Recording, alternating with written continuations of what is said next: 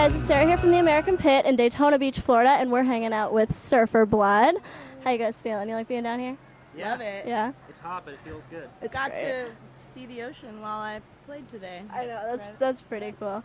So can you guys introduce yourselves for us and just say what you do in the band real quick? I'm Lindsay. I play bass. And I'm John, and I play guitar and sing. Awesome. All right, and then you guys have a few albums out now, but your latest album, 1,000 Palms, came out around a year ago. Mm-hmm. Can you tell us about the making of that record a little bit? Give us a little backstory on that. Well, it was the first record we made after we were a newly independent band. The previous record had been made in a studio in Hollywood with a very famous producer, which is something we had never really experienced before. So once we were sort of not with the record label anymore, it was a great chance for us to sort of wipe the slate clean and just be creative and explore the studio space. And I think, you know, it's our most emotional and probably our most dynamic record. And probably more you guys too, right? It's like more personal if Yeah. you're doing it yourself. Yeah, it was a strange feeling, sort of having other people looking in on the whole process, and having a lot of personalities involved. So it was really nice to have, you know, just the four of us in a room writing songs and just recording whatever we, you know, thought was best for the song or whatever. And who would you say inspires you musically, each of you? And then how does that contribute to kind of the sound that Surfer Blood has now? Interesting. Well, for me, my inspiration has always been, when I was in high school, I got really, really into Pavement and Dinosaur Jr. It's two of my favorite bands. And I sort of, honestly, like, started copying their guitar style and stuff with the songs I was writing. Yeah. But, you know, that was, I guess, 15 or so years ago now. But that's sort of always been the music I always saw as the, you know, my favorite, I guess, genre.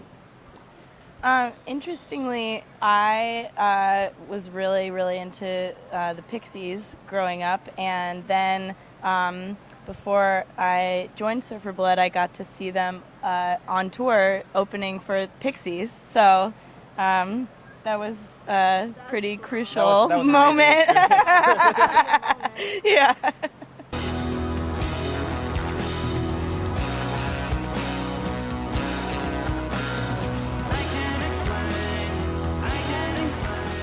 What was your first concert?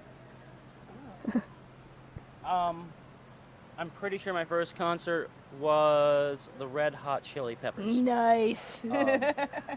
Before Californication, before they really broke, you know. But I saw them at the amphitheater in West Palm Beach, and I was just so into Flea, you know. I really loved his bass lines. And, you know, How old were you when that happened? Oh, maybe 9. Yeah, right. I think my first concert was Christina Aguilera, also at the amphitheater in West Palm Beach. Oh, yeah. Yep. Genie Yep. in the Bottle tour, yeah. Oh, baby. How old were you around that? 8 years old. Yep.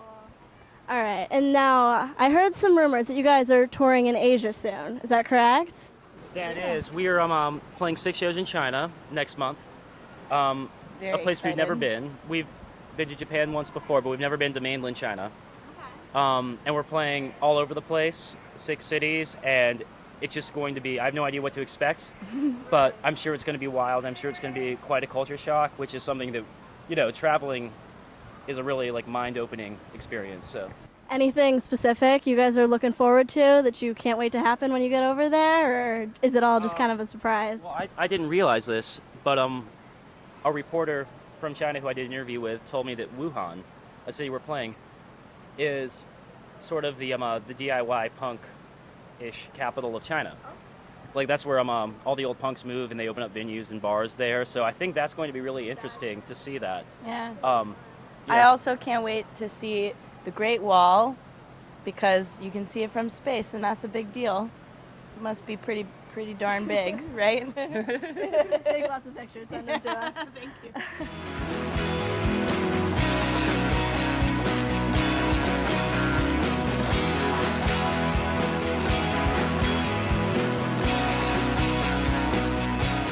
All right, and then our thoughts and prayers are always going out to you guys as well as the friends and family of Thomas.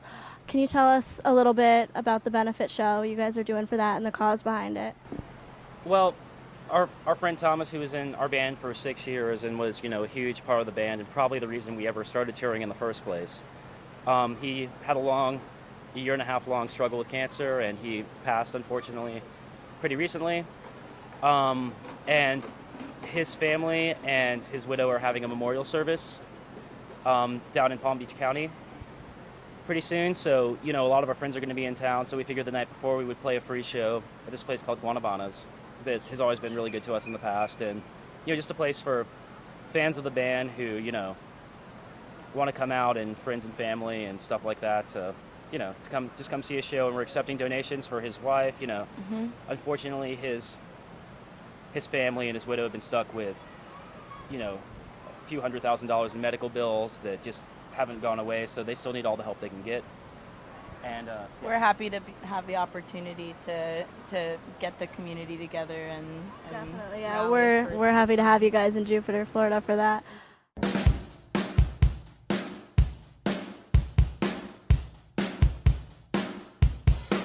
You guys tour all across the country. This is American Pit, so we have to ask, what's your favorite city to play in America? Great question. Well, I love them all personally. But I think we've always really enjoyed touring on the West Coast. We've had some really amazing shows in Seattle and some amazing shows in California. Favorite place of all?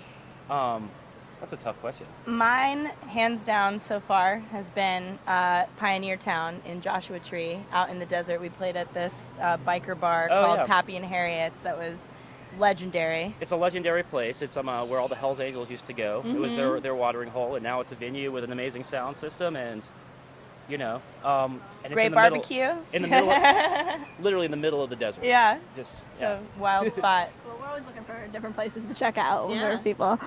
All right. And so when you guys are on tour, tell us a little bit about what a day in the life is like for you guys when you're doing that. Okay. Well, we wake up at 6 a.m. to make sure we get to Whole Foods on time. We all run together. We have a little formation, jogging formation. Yeah, maybe I'll do 70 or 80 push-ups if it's if it's a sort of a relaxed day. But upwards of 100. If it's a big show, then I'll do so many We get push-ups. warmed up. You guys make sure the car has gas, all that good stuff. You want to tell them that? Well, we check the gas meter and make sure it's calibrated. Yeah, we only ran out of gas once. No, it was really nice. Some very nice men who just happened to be working on their car in their front yard. Guess what? They just happened to have gas on site, and they helped us out. So we were very lucky. They really saved us. About where we ran out of gas. Yeah. Yep. And I don't know anymore. Will you tell me what you're looking for? You guys have any guilty pleasures? What would you say are some unique things? Well, I don't know if I feel guilty about it, but I'm a huge Game of Thrones fan, and I think everything happening in the show right now is so interesting. Definitely. I just heard you singing that terrible pop song that you love so much. Oh, I like them all. One Direction. Yeah. I'm Glad You Came. And also like You Don't Know You're Beautiful too. I think that they're, I think they're a little underrated. One Direction, Yeah, not enough people know about them. Let's see. I would have to say, lots of ice cream. I eat it all the time, and Ice cream's good, though. You can't go wrong with that. it's a guilty pleasure. And I'm sure traveling a lot, you guys meet a lot of different people, a lot of fans. What would you say is the craziest experience you've had with a fan? Oh wow. Well, I mean, we've had some very cool fans and some nutty ones too. The craziest experience. When we were in Springfield, we were whisked away after the show.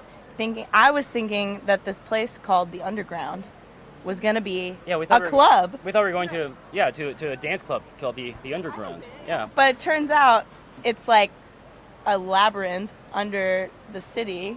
Yeah. And it's a bunch of the dark tunnels. Yeah. With cool graffiti and probably a few Well, ghosts. someone at the show, he's like, yeah, let's go to the Underground. It's so cool. We're like, oh, great. Yeah. I mean, that's a good name for a bar, you know? Yeah.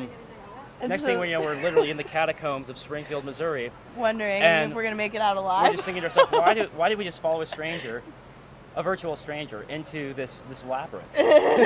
But it all turned out well. Yeah, it was cool. It was a very spooky place. It was a unique Happy to experience. see it, yeah. All right, and then we talked a little bit about the Asia tour. What else can you tell us is to come for you guys? We just finished a new record.